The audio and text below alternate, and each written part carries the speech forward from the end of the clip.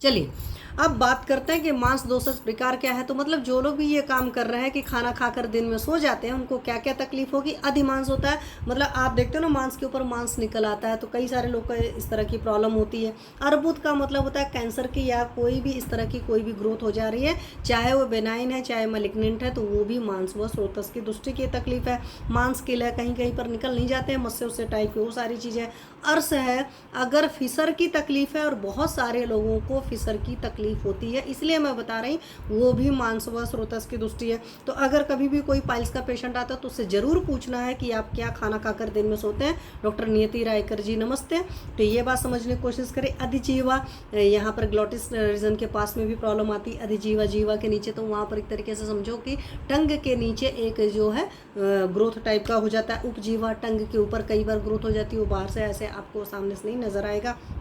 गल शुंडिका और गल सालुक, मतलब गले में कुछ इस तरह की निकल जाती हैं। प्रोमिनेंट नुकीली सी ग्रोथ जो होती है, गंडमाला वगैरह बन जाती है बहुत सारे लोगों को। मतलब ये भी एक अलग अलग तरह कह सकते हो ना, जैसे ये मोती है, इसी तरीके से माला टाइप के बॉडी में फॉर्म हो जाती है। और कुछ कुछ मरीजों को होती है, मैं फ़ोटो कभी ऐसा लगेगा तो शेयर कर दूँगी ये सारी चीज़ें। अब क्यों बात कर रही हूँ प्रणाम में, तो गुदा मुख और शिश्नपाक। अब बहुत सारे पेशेंट्स को या बहुत सारे लोगों को देखो, जब देखो तब माउथ अल्सर्स की तकलीफ होती रहती है, और वहाँ पर हम लोग इग्नोर करते हैं। तो वहाँ पर इग्नोर मत करिए, वो मांस दोषज विकार है। तो जिन लोगों को भी अगर इस तरह की प्रॉब्लम ज़्यादा हो रही है कि जब देखो तब उनको माउथ में अल्सर्स हो रहा है, मैं डॉक्टर कविता हूँ, नियति मेरी बेटी है, ओके मैम।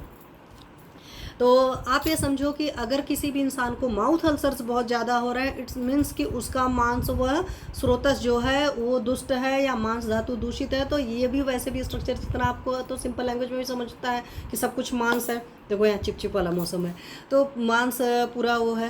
तो ऐसे सारे लोग को आप माउथ अल्सर के पेशेंट को ज़रूर पूछो कि क्या दिन में खाना खाकर सोते हो। और यहीं से एक चीज़ और याद आ गई कि आपका माउथ अल्सर के पेशेंट को आप मांस पाचक बड़े आराम से दे सकते हो, क्योंकि अनुलोमन कराने के बारे में तो हम लोग सोच लेते हैं, पित्त शमन की चिकित्सा या पित्तहरी चिकित्सा करने को सोच लेते हैं, लेकिन मांस पाचक के बारे में नहीं सोच पाते। तो मांस पाचक के बारे में सोचिए, क्योंकि इन्होंने मांस दोषज विकार में दे रखा है गुदा मुख और शिश्नपाक। और खास करके एनल रीजन में भी कई बार अगर फोड़े फुंसियाँ या कुछ भी पाक वगैरह हो रहा है, तो वहाँ पर भी मांस पाचक देना चाहिए। हालांकि वहाँ पर आप बाद में सोचते हैं, शुरुआत में नहीं सोचते हैं। और शिश्नपाक, कई बार यूरेथ्रा में भी इस तरह के, पेनिस में भी इस तरह की चीज़ें होती, तो वहाँ पर भी आप मांस पाचक चलाएंगे। तो और सारी जगहों का तो ख्याल आता है, बट माउथ अल्सर के केस में आप नहीं सोच पाते। तो माउथ अल्सर के केस में मांसपाचक बड़े आराम से दे सकते हैं। उपकुश वगैरह होती है, ये दांत की बहुत सारी तकलीफ है, आप वहाँ पर भी बड़े आराम से मांसपाचक दे सकते हैं। एलर्जी है, ओस्ट है, पूती मांस है, कई बार कुछ लोग के एब्सेस वगैरह जो चीज़ें बनते हैं वहाँ पर एक स्मेल सी आती है, वो सारी कंडीशंस में। तो ये सारी जगह मतलब सिंपल लैंग्वेज में समझो कि जहाँ पर भी कोई एक्स्ट्रा ग्रोथ हो रखी है, तो वहाँ पर आप मांसपाचक चलाएंगे।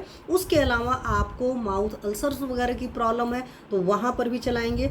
अगर गले में कोई तकलीफ हो रही है तो वहाँ पर भी आप मांसपाचक दे सकते हैं। ठीक है, डिपेंड ऑन द कंडीशन। अभी मैंने बोल दिया, पता चला वहाँ की कोई और कंडीशन रही तो आपने वो नहीं किया, पहली बात है। दूसरी बात, यहीं से एक चीज़ और